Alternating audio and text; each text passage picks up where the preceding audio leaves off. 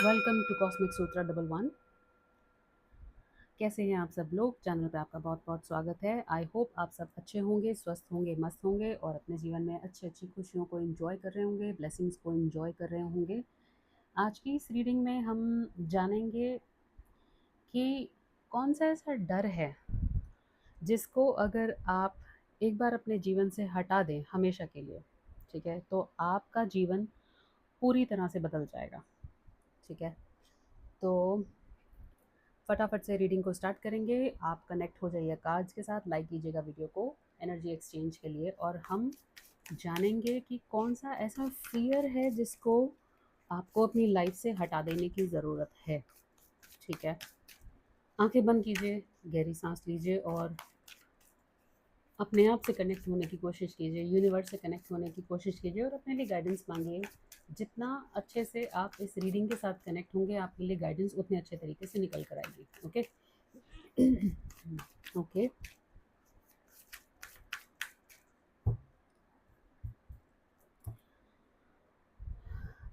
आपने इस रीडिंग को देख के कोई भी मेजर डिसीजन नहीं बनाना है। ये कलेक्टिव, टाइमलेस और जनरल रीडिंग होगी।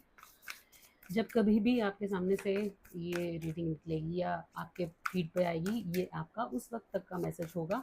ओके, और कोई भी मैसेज अगर आपको लगता है आपकी सिचुएशन से कनेक्ट नहीं होता, उसको दूसरों के लिए जाने दीजिए और अपने लिए सिर्फ वही मैसेजेस रखिए जो आपकी सिचुएशन से कनेक्ट होते हैं। ठीक है, तो कौन सा ऐसा फियर है जिसको अगर आप हटा दें तो आप अपने जीवन में चमत्कार को अट्रैक्ट कर सकते हैं। ओके, अपने लिए वो लाइफ क्रिएट कर सकते हैं जिसके बारे में आप हमेशा सोचते हैं। Okay, card number 1, 9 of swords. Card number 2, the wheel of Fortune, beautiful card. Card number 3, the empress. Okay, इस कार्ड को थोड़ा सा हाइड कर देती हूँ। Okay, and bottom of the deck, 2 of wands. Okay, तो कौन सा ऐसा फियर है जो आपके जीवन से अगर आप निकाल देते हैं किसी भी तरह से, या कोई हेल्प लेके, या किसी बड़े की मदद लेके, या किसी हीलर की मदद लेके, या खुद भी अपने पे काम करके, वो कौन सा ऐसा फियर है जो आपके जीवन में चमत्कार कर सकता है। ओके, अगर आप उसे निकाल देते हैं हमेशा के लिए अपनी ज़िंदगी से, तो ओके। ओके, तो पहला कार्ड जो है वो 9 ऑफ सोर्ड्स का। आपके जीवन में आपने बहुत ज़्यादा धोखे खाए हैं। ठीक है, अम, अगर मैं सही तरह से एनर्जी पिक कर पा रही हूँ आपकी, जो मैं एनर्जी पिक कर पा रही हूँ बेसिकली वो ये है कि आपने हर किसी से हर तरह के रिश्ते में धोखे खाए हैं। हर तरह के, चाहे वो दोस्ती हो, वो कलीग हो, वो बॉस हो, वो पड़ोसी हो। ठीक है, वो आपके भाई बहन हो सकते हैं, वो आपके माँ बाप भी हो सकते हैं।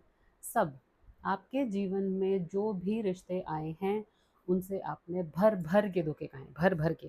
ठीक है, आप दिल के बहुत नाजुक हो सकते हैं, जल्दी माफ़ करने वाले हो सकते हैं, दयालु हो सकते हैं। ठीक है, और आपने हर बार अपना दिल सबके लिए इसलिए ओपन किया, या दिल से सबके लिए इसलिए अपना प्यार लौटाया भर भर के, ये सोचकर कि सब ईश्वर के बंदे हैं।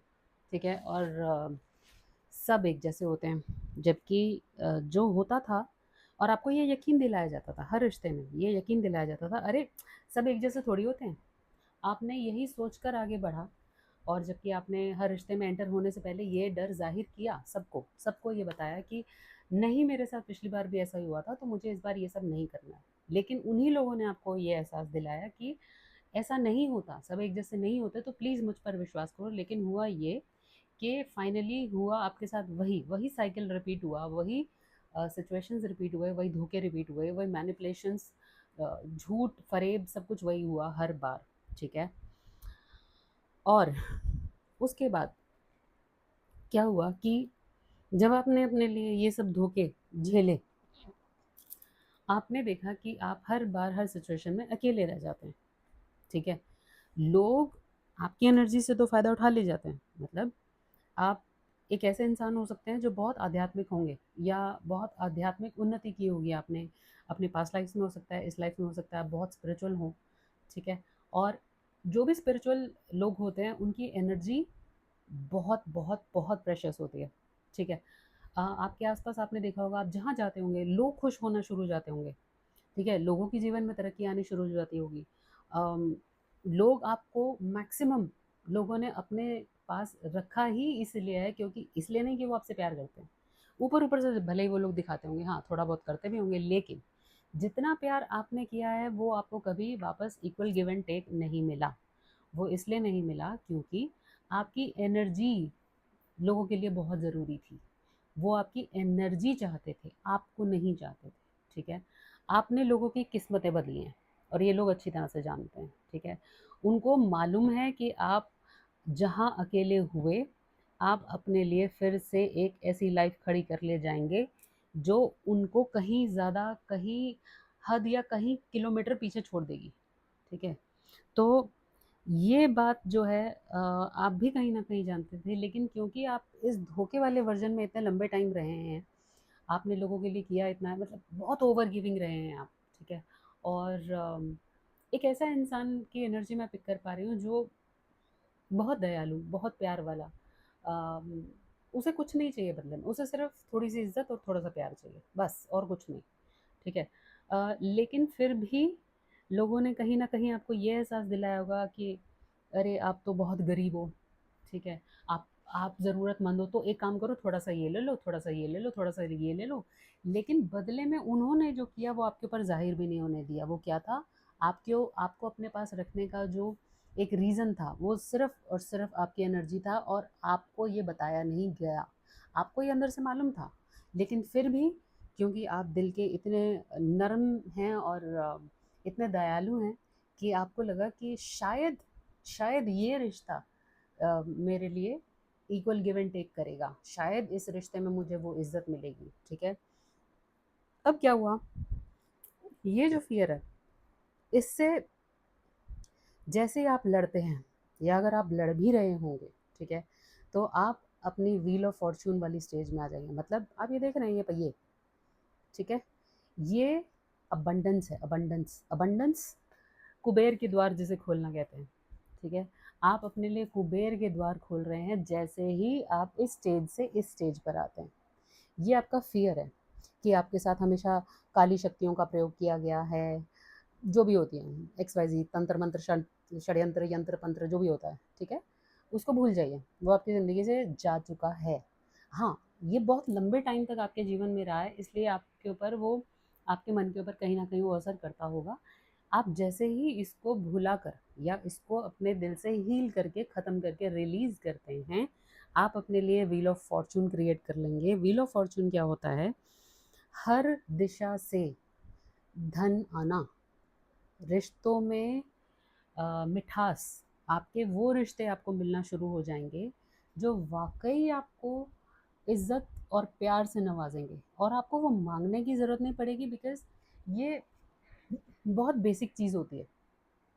एक नॉर्मल रिश्ते में इज़्ज़त बहुत बेसिक चीज़ होती है, जिसके लिए हमें अगर मेहनत करनी पड़े तो वो रिश्ता काम का ही नहीं है, वो उसे तो छोड़ ही दो, ठीक है। लेकिन हमें ये एहसास दिलाया जाता है, हमें ये कंडीशन किया जाता है बचपन से, स्पेशली फीमेल्स को, जो हमने इंडियन सोसाइटी में भी देखा है कि फीमेल्स को ये शुरू से एहसास दिलाया जाता है आपको एडजस्ट करना है, ठीक है। कितना एडजस्ट करना है ये कोई नहीं बताता। बेटा आपको गुड गर्ल बन के रहना है, ठीक है। या लड़कों को अगर सिखाया जाता है बेटा आपको गुड बॉय बन के रहना है, किस लेवल तक बन के रहना है ये कोई नहीं सिखाता है, क्योंकि उनको खुद भी नहीं पता होता, उनकी खुद की भी कंडीशनिंग ऐसी होती है, ठीक है। तो हमारी सोसाइटी में हमें अच्छा बनना तो ज़रूर सिखाया जाता है, लेकिन ये नहीं सिखाया जाता कि तलवार कब उठानी है और किस हद तक पीठ को झुका के रखना है, ठीक है। और उठकर जवाब कब देना है और हाथ कब उठाना है ये कोई नहीं बताता, क्योंकि सब चाहते हैं कि आप कंट्रोल्ड रहें। हम भी तो कंट्रोल्ड रहे थे, अरे हमारा भी तो ज़माना ऐसा था, हमने तो बहुत कुछ झेल लिया, तो तुम भी झेलो, ठीक है। ये प्यार थोड़ी है, ये तो बदला है कि मेरे साथ हुआ तो तुम भी झेलो, ठीक है। तो इसका मतलब आपको भी बड़ा होने की ज़रूरत है, ठीक है। आपके भी अंदर का वो बच्चा जो अभी तक दूसरों से खुंदस ही निकाल रहा है, दूसरों से बदले ही निकाल रहा है अभी तक, ठीक है। तो जैसे ही आप अपने इस फ़ियर पे काम कर लेते हैं, आप अपने ऊपर काम करके कॉन्फिडेंस के साथ आगे बढ़ते हैं और रिलीज़ कर देते हैं हर उस रिश्ते को जो आपको सर्व नहीं करता है, उस बिलीफ सिस्टम को, उस नेगेटिविटी को जो आपको सर्व नहीं करता है, जो आपकी लाइफ में खुद ही एक अपने सामने एक रोड ब्लॉक खड़ा कर देता है, तो उस फियर को आपको रिलीज़ करने की ज़रूरत है, ठीक है?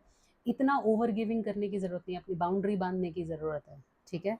जैसे ही आप ये करते हैं, आपका व्हील ऑफ फॉर्च्यून आपके फ़ेवर में टर्न हो जाएगा, कुबेर के दरवाज़े आपके लिए खुल जाएँगे और आप अपने आप में एक लक्ष्मी स्वरूप हो। अब ये जेंट्स भी हो सकते हैं, ये फीमेल्स भी हो सकती हैं, ठीक है? मेल्स भी हो सकते हैं, फीमेल्स भी हो सकते हैं, ये जो भी देख रहा है, ये उसी के लिए है, ठीक है?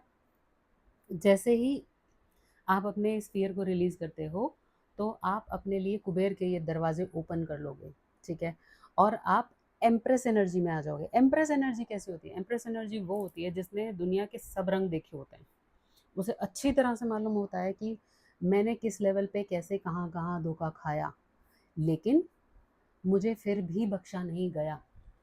पर मेरे दिल में किसी के लिए कोई गुस्सा नहीं है, कोई नाराज़गी नहीं है, मैंने सबको माफ़ कर दिया। मगर अब मेरी मर्ज़ी के बगैर ना मेरी ज़िंदगी में कोई आ सकता है, ना ही कोई मुझे दुःख पहुँचा सकता है, ना ही किसी का ज़ोर चल सकता है, ना कोई मुझे कंट्रोल कर सकता है और ना ही मुझे कोई यूज़ कर सकता है। कोई एडवांटेज नहीं ले सकता मेरा, ठीक है? अब जब आप इस एनर्जी में आ जाते हैं, तो आप ये देखेंगे कि आपके पास वो सारी क्लैरिटी होगी लाइफ़ की, जो अब तक आपको शायद नज़र नहीं आ रही होगी, ठीक है? जैसे ही आप इस फ़ियर को रिलीज़ करते हैं, ठीक है? तो मैं बोलूँगी कि हम अपने-अपने जीवन में कहीं न कहीं ऐसे स्टेजेस से निकले होते हैं, ठीक है? मैक्सिमम लोग इसी स्टेज पे अटक के रह जाते हैं क्योंकि उनको लगता है भगवान आएँगे, चमत्कार करेंगे और फिर जो है हम मंत्र जाप तो कर ही रहे हैं, तो भगवान जी आएँगे और अपना चक्र घुमाएँगे और सब कुछ ठीक कर देंगे, ऐसा नहीं है।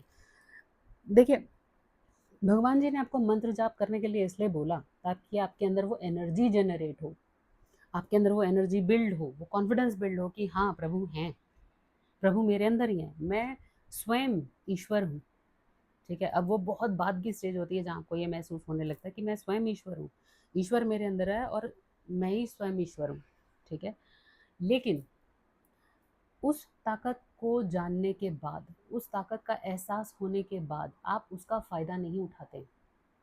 आप ईश्वरीय तत्व में जागृत होकर, आप ईश्वरीय प्रेम तत्व में जागृत होकर उसी की तरह से बिहेव करने लगते हैं, उसी की तरह से आगे अपना जीवन चलाने लगते हैं। ठीक है? किसी में भेदभाव नहीं करते, किसी को जज नहीं करते, लेकिन एक बाउंड्री बांध के रखते हैं। जैसे आपने देखा होगा हर इंसान गर्भगृह में नहीं जाता मंदिर में, ठीक है? हर किसी को अलाउड नहीं होता, पंडित जी को अलाउड होता है या कुछ चंद लोग होते हैं जिनको गर्भगृह में जाना अलाउड होता है, ठीक है? बिल्कुल उसी तरह से, ठीक है? तो ऑल द वेरी बेस्ट। मैं रीडिंग को यही कंक्लूड करूँगी गाइस।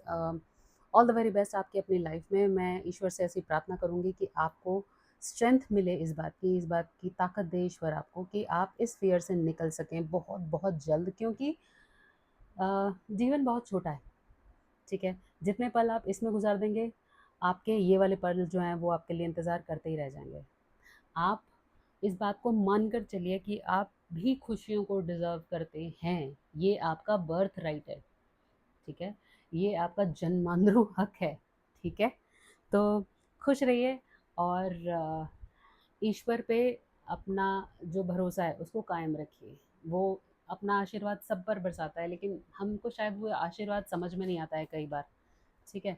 और कुछ-कुछ रोड ब्लॉक्स हम अपने लिए खुद ही खड़े कर लेते हैं। जैसे बचपन में बच्चा होता है ना कि मुझे नहीं खाना, मम्मी तो अच्छा-अच्छा खिला रही है लेकिन मुझे नहीं खाना, तो मम्मी क्या करती है वेट करती है कि हाँ ठीक है कोई बात नहीं, बच्चा थोड़ा-सा जब शांत हो जाएगा तब हम बात करेंगे। फिर मम्मी प्यार-प्यार से खिला के बच्चे को जो है उसकी सेहत भी ठीक कर देती है और बच्चा भी मान जाता है। लेकिन ठीक है, अब वो हमारी भी स्टेज कुछ-कुछ वैसी होती है, ठीक है? ओके आई होप आपको इस रीडिंग से कोई ना कोई गाइडेंस ज़रूर मिली होगी। कैसी लगी आपको रीडिंग? कमेंट्स में ज़रूर बताइएगा और अगर आप चाहते हैं कि कोई ऐसा टॉपिक जिस पर मैं रीडिंग करूं और आपको गाइडेंस चाहिए तो श्योर कमेंट कीजिएगा। मैं डेफिनेटली उस पर रीडिंग बनाने की कोशिश करूंगी, ठीक है? मिलूंगी आपसे अगले रीडिंग में। God bless you. Thank you so much.